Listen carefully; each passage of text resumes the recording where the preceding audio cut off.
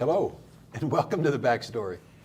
My name's Tim Waters, and as a volunteer for Longmont Public Media, I have the good fortune of hosting this program, which gives me a chance to invite people like this together to share stories with the community, stories that you might have read a little bit about in the newspaper, but if you listen to The Backstory, you're going to get a chance to go a little deeper, be a little more knowledgeable about what's going on in the community. So I'm going to introduce this crew in just a minute. I appreciate the fact that they've been willing to carve time out of busy schedules to spend an hour with me and with the community this evening.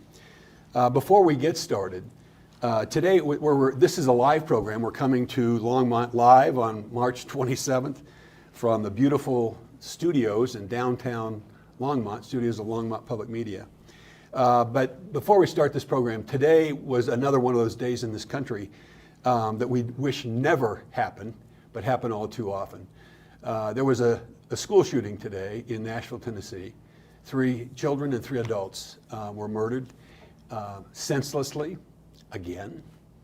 So to get into the conversation about food security, and it probably as devastating in terms of its implications as other forms of violence that we see in our society. But we do want to extend our condolences to the residents of Nashville, Tennessee, and all of those who are directly affected by another tragedy today. So with that, thank you to this group for being here. Topic tonight is food insecurity, one that's not unfamiliar to many Longmonters, given what we've come through in the last few years. But everything I think we've known about food security or insecurity and how we're responding is we're learning and relearning as we go along. And the people who are going to help us with that relearning are Nancy Horanik, who is the formal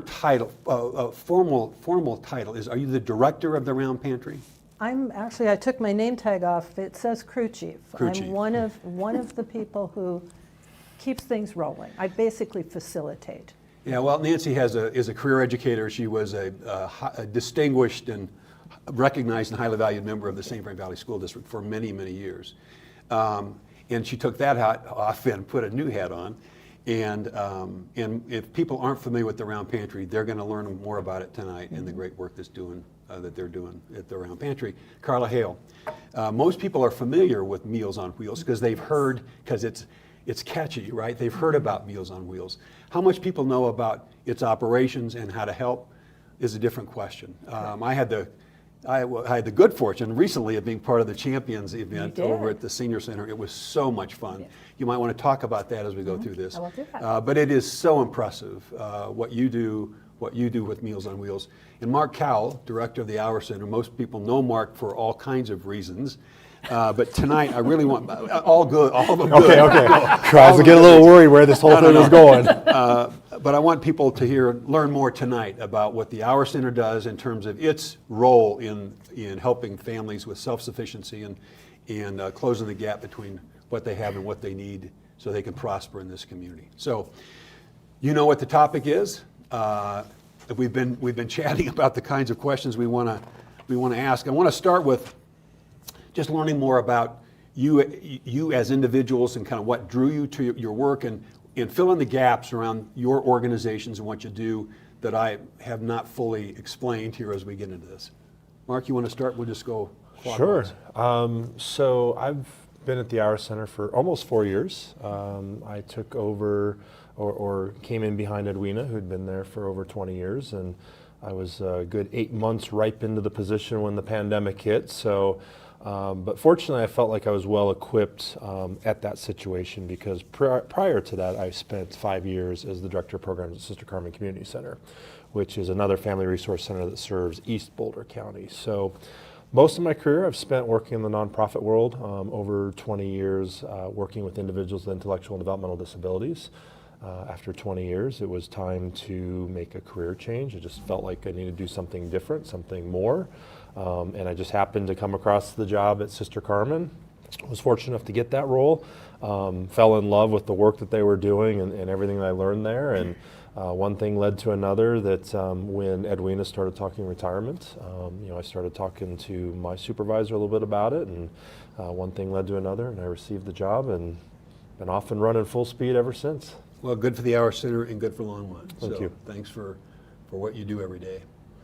Carla, tell us I am- about you. Well, and- I'm actually a Longmont native, and my parents still live in the same house that I grew up in, so I'm very settled here. And I've been with Longmont Meals on Wheels for 21 years. I started as the volunteer coordinator, and then 11 years ago, I took over for executive director. And I never thought that's where I would be. I was one of those people, even into my adulthood, I really wasn't sure where I belonged. And I did find a place, and I love their mission, and I just really love what the organization does, and we have a great team. It's so cool when somebody finds exactly what they're supposed to do, Yeah. not having known, and then you nail it, and you're right where you're Oh, yeah. supposed to be. Yeah.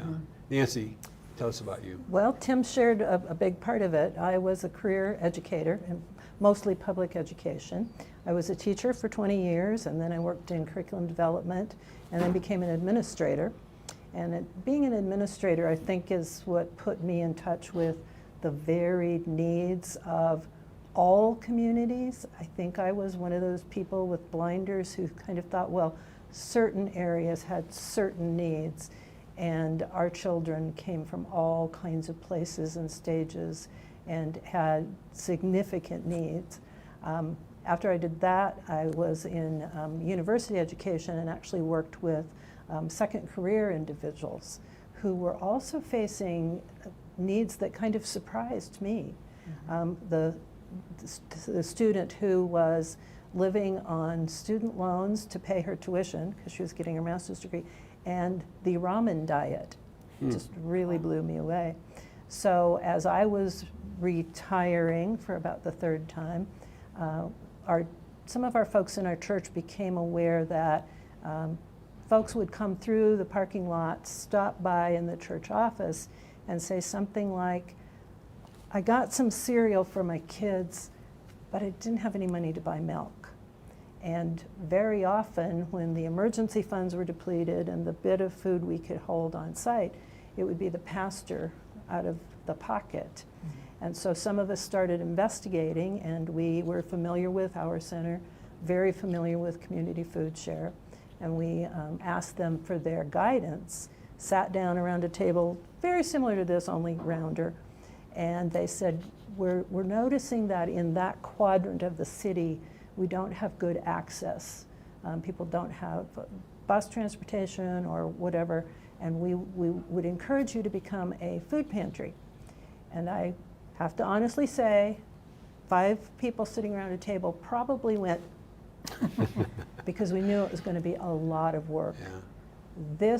At this point, 13 years hence, we didn't know how much work, but we do now know, and I know it was sort of my next calling, because it truly has been a blessing for those of us who take part in it, and we believe a blessing for our community. And so I just moved those skills of sort of organizing and getting the right pieces in the right place and saying, let's get after it, into a new venue.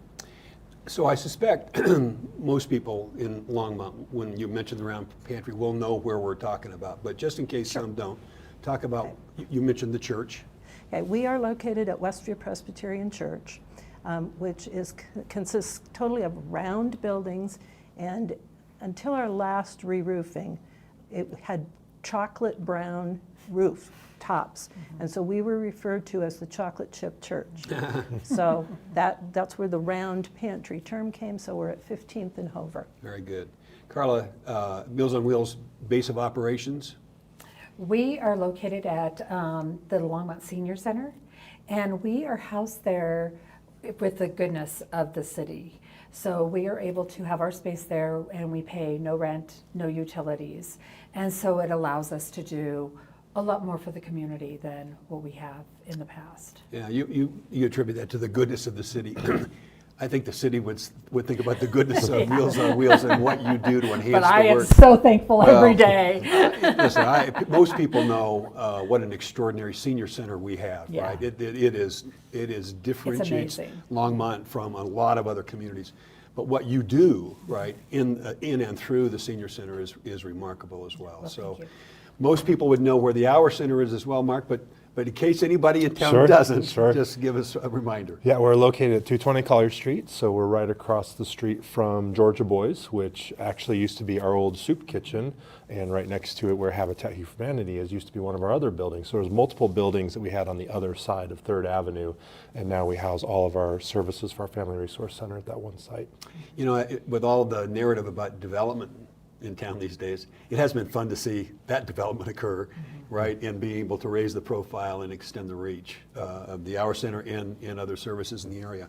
So let's drill down a little bit now on, you're all nonprofits. How do you get funded? Where does your money come from if you're a nonprofit organization in this town doing this kind of work? How do you stay in business? Yes. Well, we are completely donor funded, and our donations, we don't solicit a lot. We make the opportunity available. We too are hosted by the church while we're an activity, a mission of, we're also we're a distributing agency of Community Food Share. So we are not a religious organization, but the church hosts us. And they provide heat and lights and space and all those critical things. Beyond that, the money comes from, yes, some of our church members and a whole lot of members. We have what we call partner churches, people that come alongside and recruit volunteers and provide donations, sometimes just individuals out of pocket, other times out of their mission budgets. We receive donations from the community at large and the nation. We have a woman we believe it's a woman, from New Jersey who sends us money. We're not too sure how or why, but knew somebody who heard something and sends money. Then we also apply for grants as we are able, being totally volunteer-based. Sometimes that's a little more difficult, but we've had grants rather from local businesses. We've had a donation or a grant from the state, the Food Pantry Assistance Grant, and then more recently a fairly sizable donation from an individual church. So it's all what comes in, and it's kept us afloat. That is through the goodness of not the city so much as the residents. Talk about Meals on Wheels. How are you funded? So Longmont Meals on Wheels by choice does not get any federal or state funding. We do get funding from the city and from the county. We also really rely on the grants that we get and the donations from the community. So Katie Weiser is our development and communications director. And so she's the one that goes out there and raises a lot of the funds for us. And she does a really good job at it. But a good part of our funding does come from community members. And without that, we really wouldn't be able to do what we're doing. Mark? Yeah, we're very similar. We have a very diverse funding portfolio, if you will, but the number one funder is the community. It's absolutely amazing what this community does. I'm still, in this day, just humbled and awe with how the community stepped up during the pandemic. If you would have told me the sort of revenue that would have come in to support their neighbors and their coworkers and their family members, it was absolutely amazing. So community is very big for us. We have wonderful partnerships with both the county and the city from funding standpoint, a lot of grants and foundations. And then, a little bit here and there when it comes to businesses, a lot of the churches here in the community. The Hour Center was founded based upon a bunch of churches back in the 80s, and most of those churches will still contribute various amounts on a monthly or quarterly basis to the Hour Center. You helped with the kind of segue to the next question here, which is pre and post pandemic. But before we go there, before we leave the topic of funding, anything you'd like the community to know about funding, where you are, where you're headed, what you see some of the challenges being, specifically regarding funding? Well, what I wanted to add is that donations come in various kinds. And so one of the biggest donations that we rely upon, and I know that you, particularly Mark, do, but I'm sure Carla, well, I know you also do, and that's the time. The time that community members put into what we do. While we are housed at Westview and have many Westview members, the bulk of our volunteers come from all over the community. And so we rely on that. And then we also have in-kind donations. And my example would be today. We had 4 different donations, one of which we anticipated. A church had done a food drive, and they brought that in. Another lady has become a regular, and she cares for her mother, and she and her mother decided they wanted to help the community. They wanted to help people in the community. So they place a pickup order at one of the stores, local. They have the staff at the store load it into the trunk of the car, and it's like we do a drive line, so it's a reverse drive line. She drove by, and we took out of her trunk probably well over 100 pounds of food. And then we had 2 other individuals who happened to come by. Now, we were in the process of preparing for tomorrow's distribution and happened to run short on rice. We went through the carts quickly, did the weighing, and put that right on the table. So where are we COVID, post-COVID in terms of funding? It's finding some consistency. Because like all of us, people get busy and they donate, and then they maybe don't, and then they have a few things that they bring by, and then they don't. And we're trying to maintain that stream of whatever service we provide. So it's knowing that we deeply appreciate whatever is donated, but building our capacity to keep that consistent. I don't want to leave funding in kind of where you are and what the future looks like without giving you two a chance to weigh in as well. Yeah, I mean, volunteers, food, for me, I always tell people any size donation is welcomed and meaningful. And one of the things that really helped us during the pandemic was we saw households and individuals that maybe hadn't given in a while or might have been new to us. To your point with the consistency, all of a sudden they started writing us a $10 check every single month or a $25 check and up. And that really sustained us through the pandemic. However, we've also been seeing as the pandemic was kind of in that rearview mirror, if you will, we've been seeing kind of this leveling back down.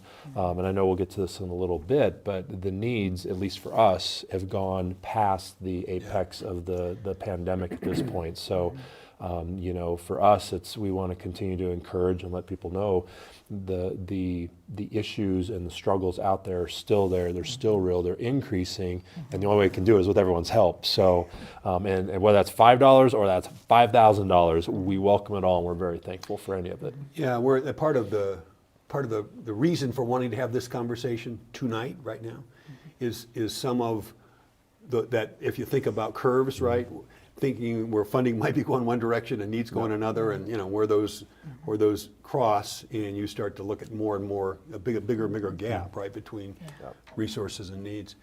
Before we leave, though, anything you want to share about funding? Can I say ditto? No. No, we're in the same boat that everybody else is in, and we did see a lot of money come in at that time, and it was great and it was helpful, but we're still doing the amount of work that we were doing before. So all the support across the board, just like what they both just said, is that we are needing more volunteers. We always need the food, and with the food prices going up right now too, we're even seeing that as an impact on everything, not just for the program, but for the people that we're serving. It's not, the money's not going as far.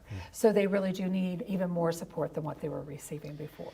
The whole world these days, I know, kind of marks life by pre-pandemic and post-pandemic, right? And I think we're still trying to learn our way into what the new normal is going to be in the post-pandemic era. But characterize the challenges that you were taking on pre-pandemic, how you responded during the pandemic, and now post-pandemic. Characterize what that challenge or those challenges look like.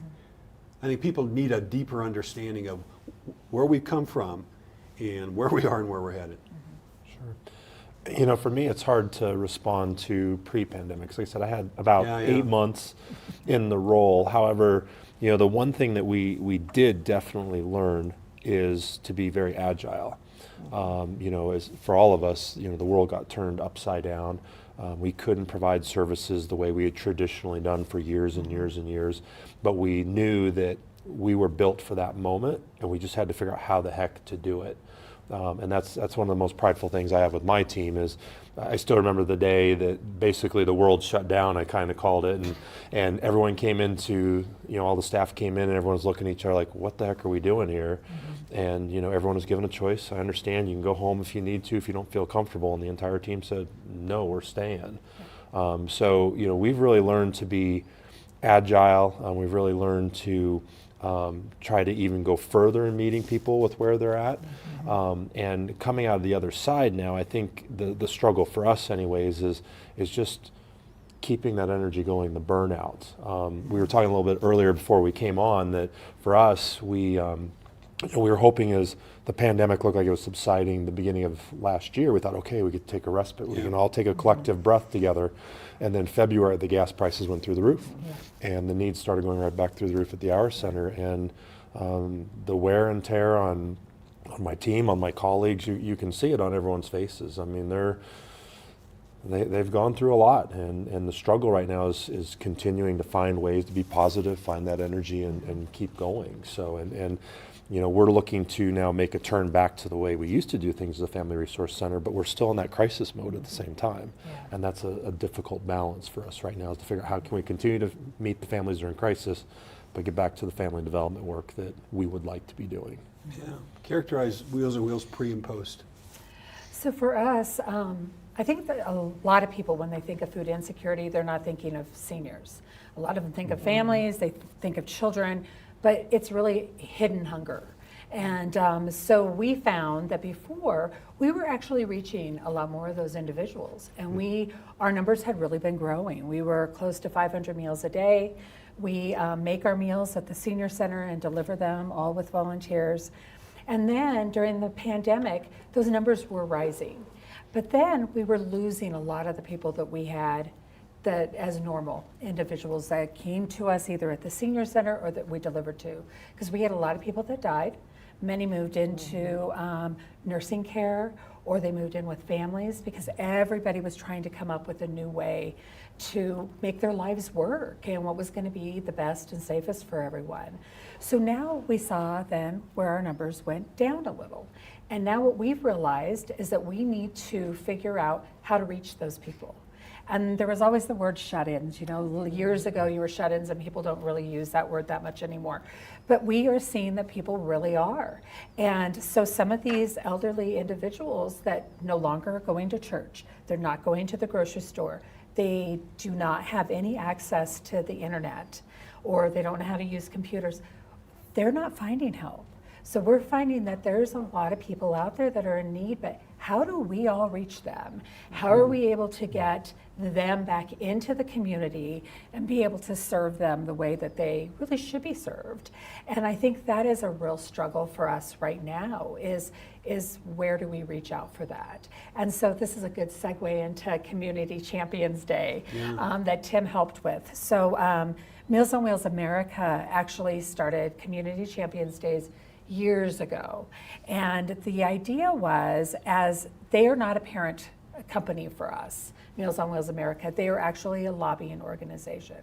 And their hope is that we could just get rid of hunger by 2020. Senior hunger was not going to be a thing. Well, look what happened in 2020. So Community Champions is a time for us to get community members together, to get the mayor and Congress, there was a congressman that came, all these different individuals to come and show their support to our organization and show the need that is around here. And we also served our 3 millionth meal even the week before. So those are times for us to show that the need really is out there for all of us, and it will continue. Well, I would say if the turnout for the Champions It was great. Event is any indication of the level of both recognition and support that you enjoy among at least leadership, not just in Longmont, throughout the county. You ought to feel pretty good, because it was a remarkable It was expression. really a good day. I kept looking at the capacity for the room and hoping we didn't have a fireman there, because I knew we would be in trouble. Well, there were firemen there, but There they were was. serving.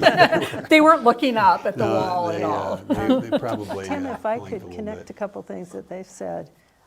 One of our pride moments is that 3 years ago, minus 2 weeks, we did our last indoor shop, which is the way we had been set up. And then exactly 3 years ago, which would have been 2 weeks hence, we opened our first drive line. And we never missed a beat. In 2 weeks, we just turned the whole operation over. We also, over the course of the next year, doubled where we had been. Because we were fortunate, having started in 2010, to have gone through the recession and started down that hill. And so our numbers were coming down, and we were feeling unwarranted pride and, oh, you know, we don't have that many people coming. Since then, we've doubled what we were doing before.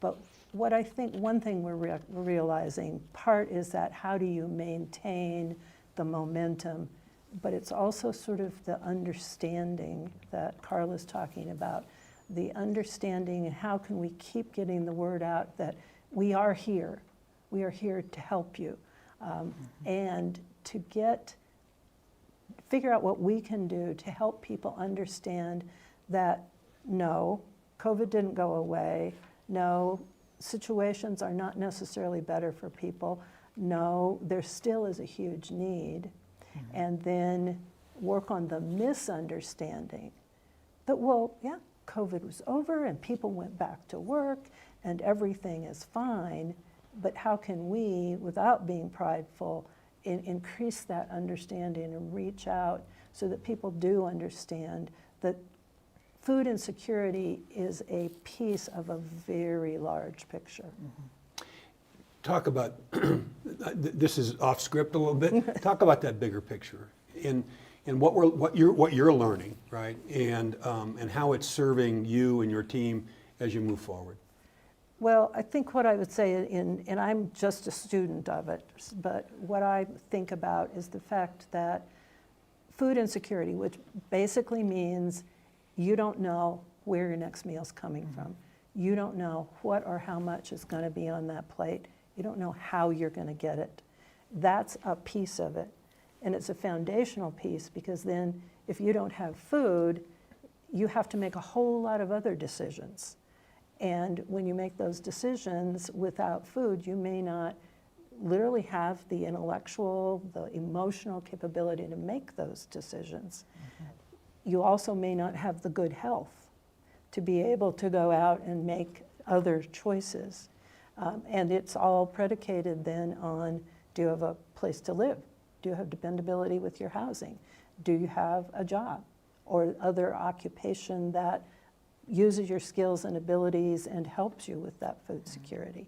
And so many other kind of not only ripple effects, but that support this. It's not just getting some extra food, it's how all that wraps together, which then I turn and I look to Carla, accessing, getting information to the people who can use Carla's services, who can use the two things that we do, and then also make use of a coordinated system that can identify and help people understand, here's something I could do in this regard, here's something I could do in this regard. Just finding the understanding on our part and then helping the community understand what all is involved. Are we coordinating in ways that we need to as a community? I mean, you three and your organizations are doing incredible work. But the reference to a system that's a little different than three organizations and others who are doing great work in the community. Are there opportunities that are missing in terms of coordination? Again, this is a little bit different question than I had suggested I might be asking, but I think it's an important, if we have a little time to go there, on what do you see as opportunities we ought not to miss or we ought to seize in terms of creating more effective systems? So I think there is a coordination, but I also think, just like what Mark said, right now everybody is coming out of this pandemic, and how are we going to keep our team strong? How do we keep everything moving forward? Some of that does go on the back burner. It's not that, I mean, we'll still talk, we can still have that relationship, but I think sometimes some of that coordination does get put aside a little bit. Just because we are all trying to keep everything afloat. And it doesn't mean that it's not there, and it doesn't mean that it can't get stronger, because I think it can, and I think we're always looking for ways that we can support one another. And for us, our insecurity, our food insecurity, is not just about money. We have people who have money that get meals from us. It's about the fact that they cannot prepare meals for themselves. So we have a lot of people who are homebound. They're unable to get their groceries. They're unable to even stand to be able to put food on the table. And if they're not eating, then their health is going to deteriorate. And there's even studies that show that Alzheimer's can be a problem with health and hunger. And if you are not getting those nutrients that you need, things can continually get worse. But how do we do that then, that we all can get involved and help support those people?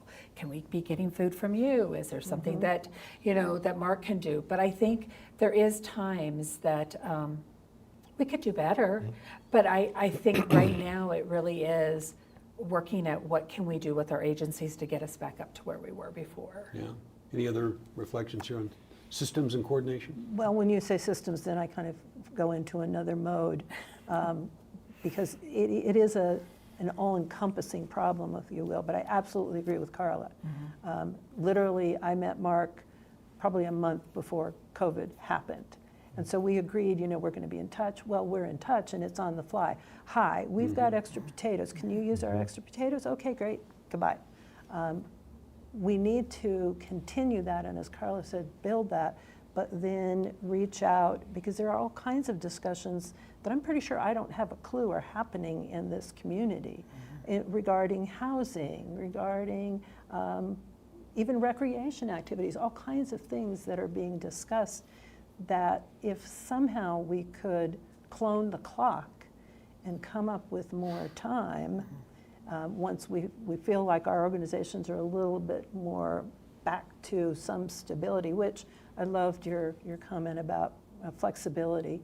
It's kind of getting back to some stance that we can be flexible, reflexive on, then to have conversations like you around this table with other business efforts, community efforts, to at least start the conversation about, what about those seniors? And yes, some of those seniors do get food from us, and we've maintained, we always refer, but how's that going? Let's sit down and have a time that we talk about it. Let's enter the conversation about housing and other elements. Is there a system for that? No, I don't think there is. I think I'd add two things. I think we would all agree, and I know some of my other colleagues would agree, we're still in crisis mode. We want to coordinate, we try our best to coordinate, but we're dealing with a crisis still. So the crisis comes first. And then, if we can find some bandwidth in there, then we try to do the other stuff. So it's not a matter of not wanting to, or it's just, to your point, there's not enough hours in the day to get around to that. So, I think people understanding there's still an underlying crisis going on in our community. It may not be as in your faces as the pandemic was, but there's still a major crisis happening that we're all trying to deal with. And then just take a half a step back in regards to the food insecurity piece. A lot of what we're seeing at the Hour Centers is those that are visiting our community market, our community cafe, so our hot meals program. It's not always just, the food insecurity piece, but it's an actual strategy. Rent's gone up, utilities gone up, the cost of gas has gone up, groceries have gone up, and pay is not keeping up with those increases. So what we're seeing a lot of people do is come to the Hour Center, get groceries, save $100 or $200 a week that they can go apply to rents, utilities, not have to make the decision between, I got to put gas in my car to get to work, and the only way I can do that is to skip breakfast or lunch, or my family's got to skip breakfast. So as you were saying earlier, it's deeper. It's sometimes people are coming to us not thinking, I'm skipping a meal. It's like, I got to be able to afford gas to get to work.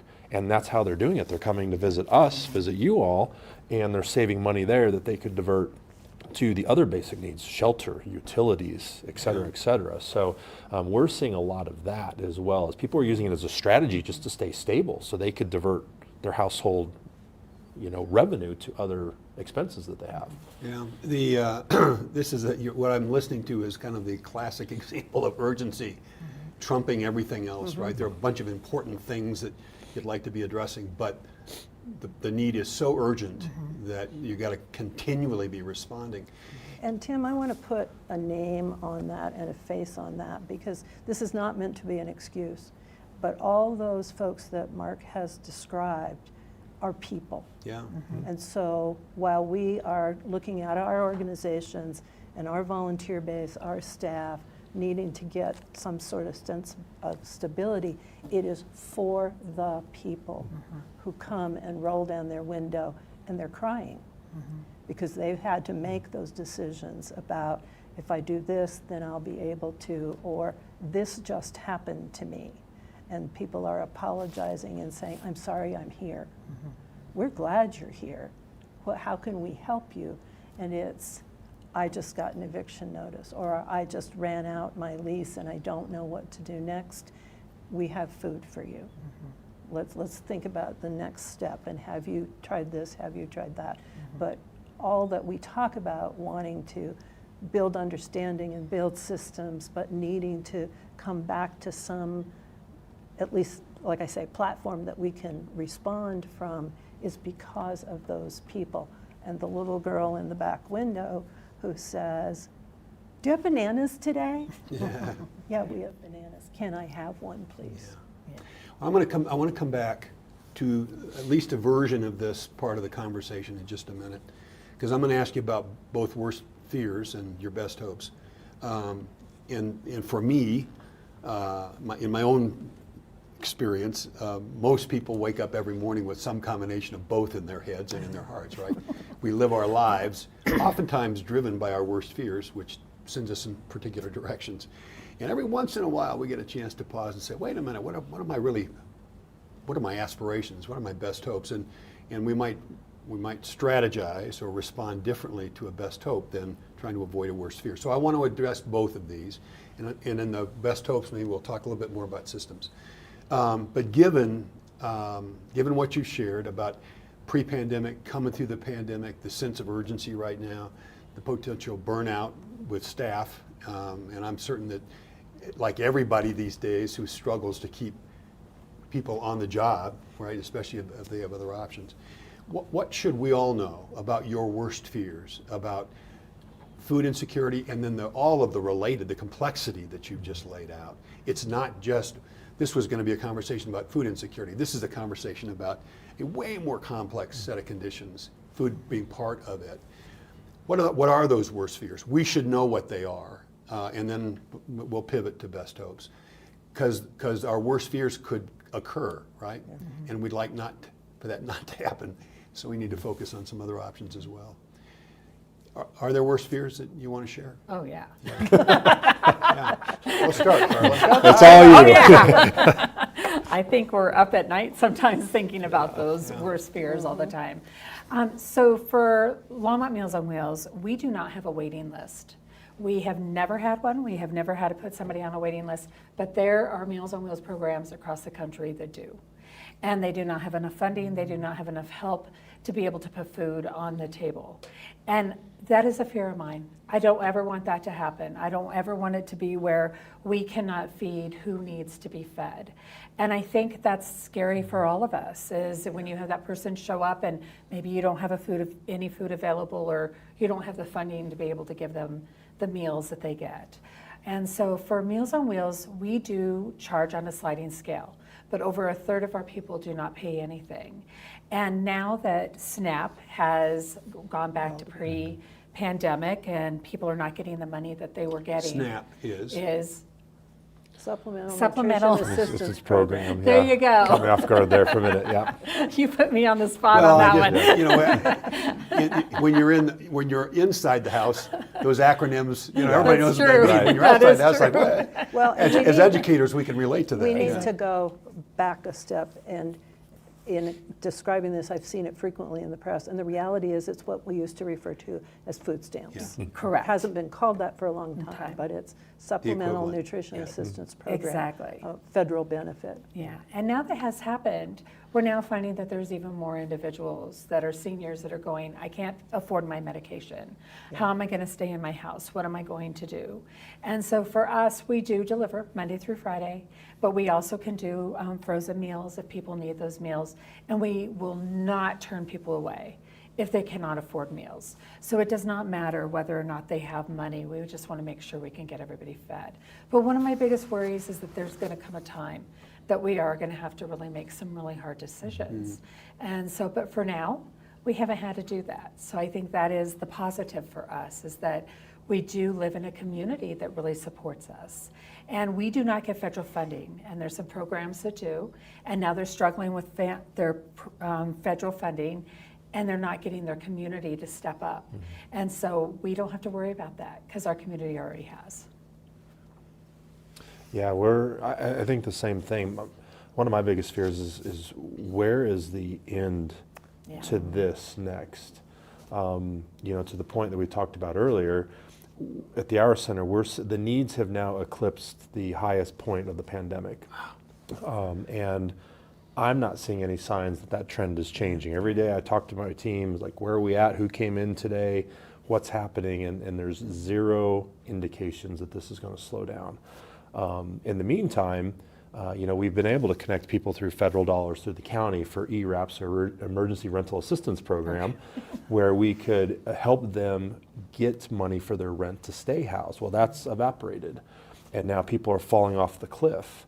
In our community market, our food pantry, we spent $30,000 last year between October and December purchasing food to make sure we had enough in our pantry. We've never done that before. I just met with my food services director today before coming to the show, and he's about ready to order another $30,000 worth of food. We're looking at, you know, between $100,000 and $150,000 that we need to fundraise just to keep up with the current need now, if it doesn't increase anymore this year. So, you know, part of my fear is the same thing. Is, you know, we've been very fortunate because of the community and a lot of other great supporters and people who care. We were able to keep up with the need in the pandemic. I'm not feeling as optimistic. I'm not feeling pessimistic, but I don't feel as optimistic right now because the needs have just moonshot over the pandemic for us, and we're doing things we've never had to do before. And can we sustain that? Yeah. I don't know. You know, I don't know how many members of the community, and I think people on a casual level would acknowledge things are still a challenge post-pandemic, but the depth of knowledge and understanding, I think, doesn't exist. This is really helpful. Well, I wanted to go to Carla's answer and say, yes, ditto, actually to Mark also. My middle of the night 2 worries are, first, volunteers. And I have some sitting in the audience. Thank you, volunteers. Will Yes, they thank show you. up? Because there's a very real thing called volunteer fatigue. Yeah. And it can be simply, I've done this job now for 3 years or 13 years or 20 some years for you all. There's just a volunteer fatigue that, am I making a difference? I feel like I'm, you know, Sisyphus and the rock, only I'm rolling a shopping cart and it's getting emptier and emptier. So there's the volunteer piece, but then the other piece is exactly what Mark described. We've always prided ourselves that in 13 years, no one has ever walked away without food. And we're very much a pop-up operation, and the food comes in from community food share, and we distribute, and there's a finite end. And we've always managed to have some more at the end of that period. But we are doing much more purchasing. While the bulk comes from food share has their own realities in terms of donor monies, either corporate in-kind donations or funds. They also have the whole supply chain and shipping issues. And so we have been purchasing, as Mark described, but we're facing the same thing, placing an order for food that didn't come in today because it didn't show up on order. So are we going to be able to satisfy needs for the folks that come to our doors, or will we not have the food?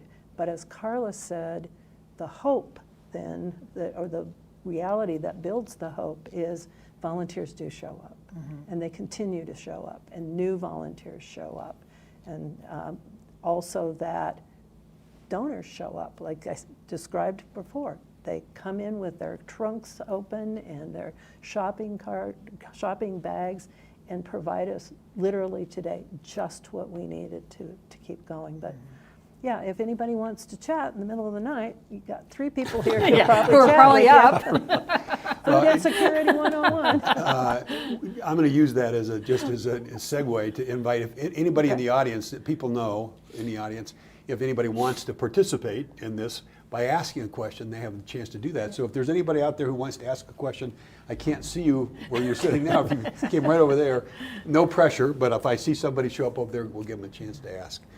And as volunteers, that's up to them, right? Nobody's on the hook. Exactly. So let's pivot now. You began to touch a little bit on, you used the word hope, because we also walk around with those best hopes, right? And if we are clear on them and build strategies to achieve them, the prospect of realizing them are enhanced. So let's be as clear on our best hopes, and then I'm going to follow up with a question about strategy. But what are your best hopes moving forward with all of the challenges that you're dealing with and you're sharing with us tonight? The crisis ends tomorrow. You know, I think I reflect back on the pandemic, because I was kind of in the same mode at the beginning. It was like, how are we going to do this? You know, are our volunteers going to stick in there? Are we going to have the funding that we need to support the community? I mean, all these same questions were going through my head back in March of 2020, and we came through it. The community stepped up, the volunteers stepped up, my staff were amazing, and you know, in the end, I felt like it was very successful, if you can consider, you know, a success in the pandemic. So, you know, for me, my hope is that, you know, we did it once before when I thought the odds were against us and stacked against us. We've done it, why not do it again? And even though I feel, you know, some animosity and some anxiety going into this, at the same time, I know this is an amazing community. They've stepped up before. Our volunteers are incredible. Our staff just continue to do what's right and to give all of themselves back to the community. And I know if all that falls into place, it'll all be okay in the end. So I lean back on everyone else, because I know I can't do it. I just surround myself with great people, and they do a great job. It's true. I think that's what we all do, is that you find these great teams, you get some great volunteers, and we really rely on them every single day, just like you guys do. But we have 31 different routes that go out. So we have people who are taking meals every day, and then we also have the people who help in the kitchen. And so we couldn't do it without them. And I know we say that all the time, but it's the truth. It's something that we really rely on as a nonprofit organization. And I think my hopes is that we can continue to do what we've been doing for all these years, and we can continue to let people know of the resources that are out there, because we have a lot of resources in this community. And I don't want people to think that they shouldn't go for them because they're afraid that they're taking from somebody else, because we hear that a lot. I'm taking from somebody else. Well, you should not be afraid of taking from somebody else. If you need those services, they're there for you, and we're there to help you get what you need. And I just hope that more people understand that. Well, if there's no message that penetrates the community other than that one tonight, let's hope that one does. There's no reason to be reticent or bashful or shy about coming forward. Well, I'm too old to remember this movie, but World Peace and a Pony, that's my hope. And in this regard, it would be that we imagine a world where people are respected, number one, and people are supported. And I think we've heard lots of stories about how this community does support, but that expands. And support looks like living in a home that you can afford, paying for your medications, and knowing that there are places you can go when some of that slides. Particularly when we were inside, we would have, we now do a drive line outside, which is why I refer to inside, outside. But we would have folks who would come in and say, "Hi, it's me again. Hi, you." We're like, "Cheers, we don't forget your name." "Yeah, this happened with my job, and I need to pay for the big delivery of medication, so I'm here." And we welcomed him, and we didn't see him, right? So that we would have that whole system that comes together and supports people across whatever need. But also that our community members our volunteers, and I'm going to pick on someone who literally is in the audience, who came to me one day and said, "Can I talk to you?" I'm like, "Sure, what do we need to talk about?" Said, "I want to thank you. I want to thank you for letting me volunteer here." I'm like, "Oh, I didn't know I signed off on it." But you can still keep coming. And the answer was, "Thank you for letting me come and do what I know I'm supposed to do."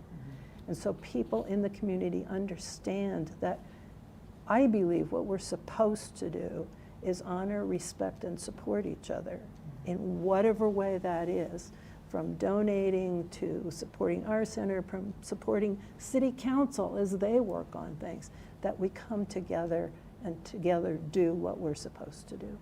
So I want to come back, first of all, that's all inspirational, honestly, to listen to all three of you. I want to come back to kind of connect the question about systems and best hopes and strategy. Is there anything you want the community to hear, city council to hear, churches to hear, service clubs to hear, about how they could lean in, how they could help with strategy or being part of a system that would help you implement a strategy to realize those best hopes?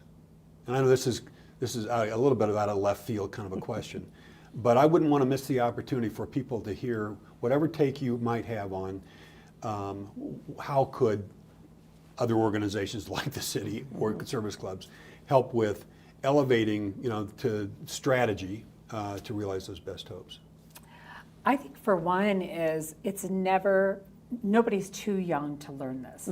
Nobody is too young to learn to volunteer or to give to an organization, no matter what it is. One of my favorite stories was we had a girl, her dad was a volunteer for us, and she came in one day after we had set out our mailing for funding, and she gave me a penny. So she gave me a penny, and she was so excited that she made this donation. So I wrote a nice little handwritten note, sent it back to her. And now as an adult, she donates to us all the time. Yeah.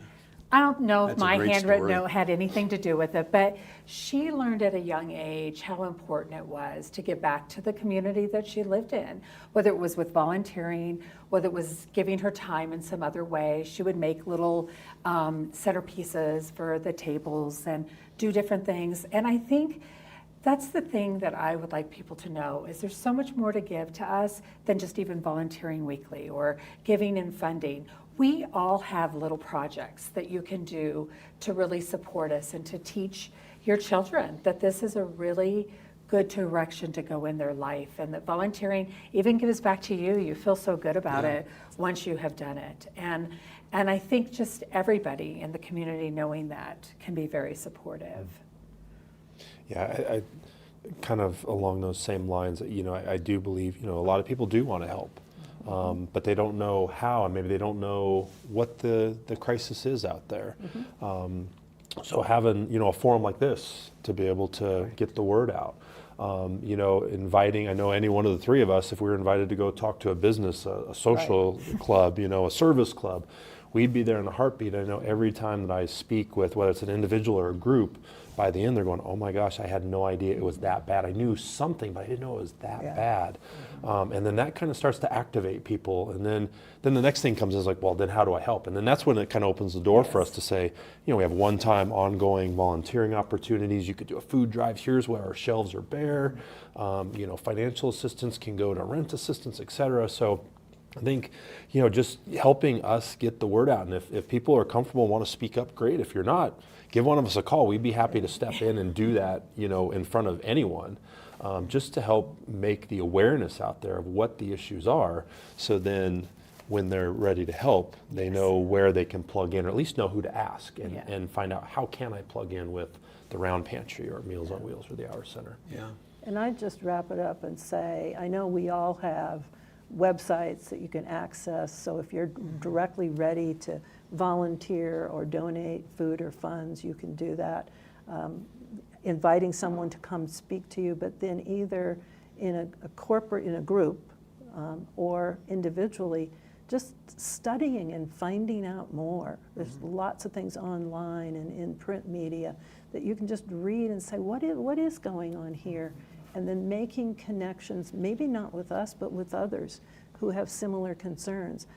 Connecting with your elected officials. We have great Congress people who come and visit us and who are working in their own stead on support for food assistance and other kinds of programs, rent assistance, that you can have an impact just by understanding and helping others understand, and then supporting efforts, whether it's these efforts or other efforts to support the people in our community. Yeah. Yeah, great.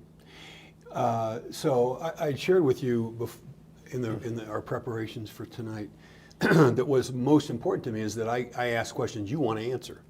Anything I haven't asked? Any question you hoped I was going to ask that I haven't, that you want to answer right now?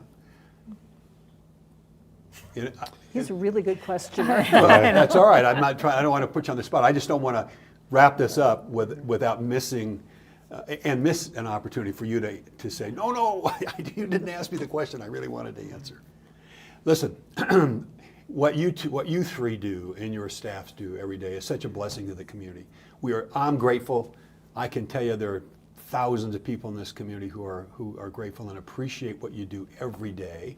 The fact that you would take an hour out of your busy schedules to spend it with me tonight to tell this story. But I hope what we do is amplify, right? We use this to amplify the message, and people get the opportunities to step up right now, needed more than ever, right? If we thought pandemic came and went and the needs gone, we need to all think again. So we have a studio audience. I'm certain that they would like to join me in thanking you for being here. And let's do one more thank you for asking. Well, it's fun for me to have a chance to be part of these stories and share them with the community. So God bless you for what you do. Longmonters, that is the backstory on food insecurity, but a much bigger story. In Longmont, what we've learned and where we're headed, and I think how you can help.